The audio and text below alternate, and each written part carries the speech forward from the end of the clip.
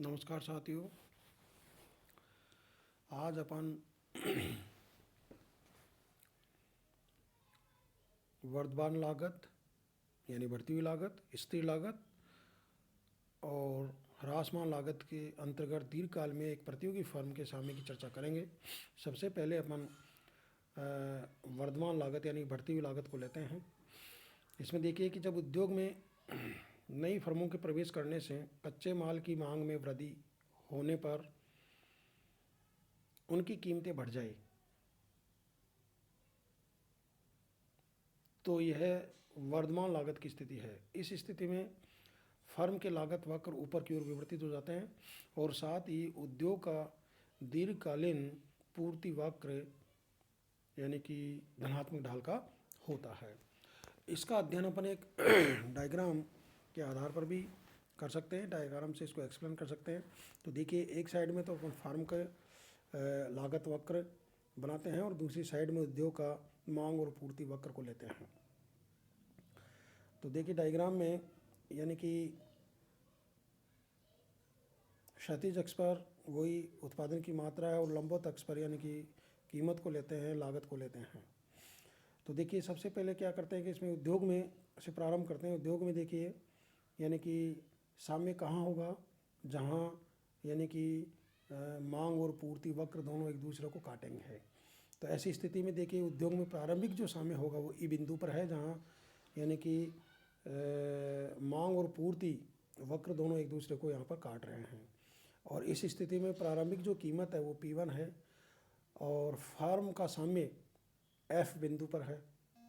Firm का साम्य F बिंदु पर है क्योंकि यहाँ साम्य की सभी शर्तें पूर्ण होती हैं।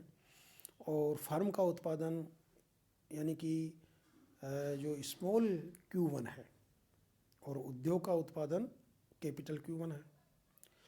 अब मान लीजिए कि मांग में वृद्धि होती है, तो ऐसी स्थिति में क्या होगा कि मांग वक्र जो D1 है वो दाईं ओर विवर्तित होकर के D2 हो जाता है।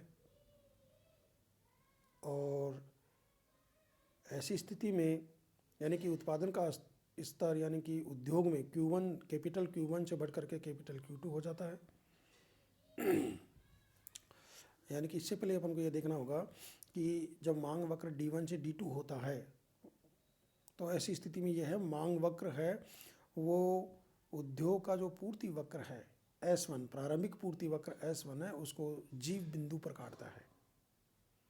और यहाँ पर देखिए उद्योग में उत्पादन कैपिटल Q1 से कैपिटल Q2 हो जाता है और कीमत है वो P2 हो जाता है। अब यहाँ पर देखिए फर्म की स्थिति देखिए यहाँ, यानी कि फर्मों पर क्या क्या होगा कि इस स्थिति में देखिए कि यहाँ पर कीमत तो P2 है,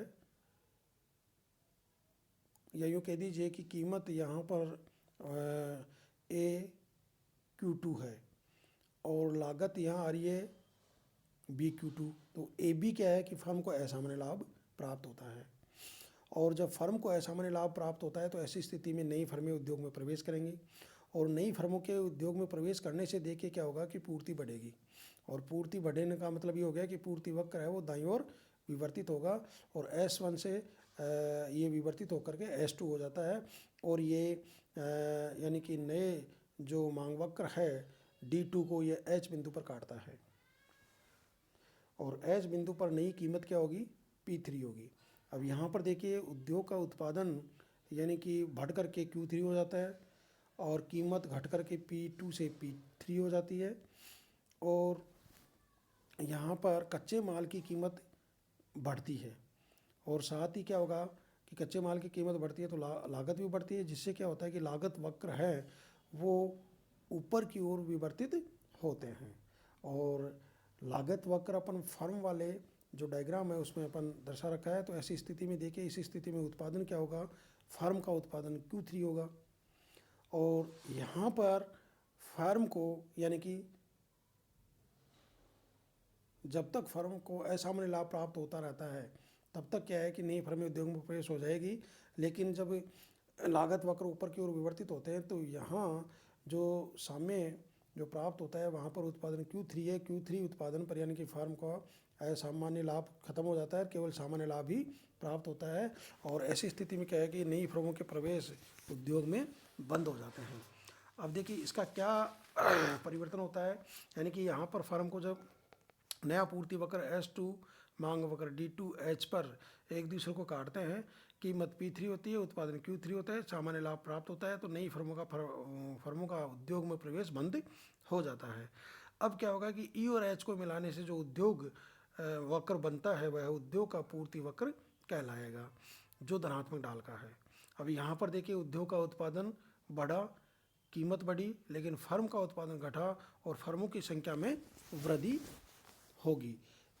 तो ये था यानी कि वर्तमान लागत की स्थिति में दीर्घकाल में एक प्रतियोगी फर्म के सामने का अध्ययन अपन ने किया और उसको अपन ने डायग्राम के आधार पर भी एक्सप्लेन किया, जिसमें अपन ने ये पाया कि उद्योग का वर्तमान लागत की स्थिति में उद्योग का जो पूर्ति वक्र है वो धनात्मक ढाल का होता है।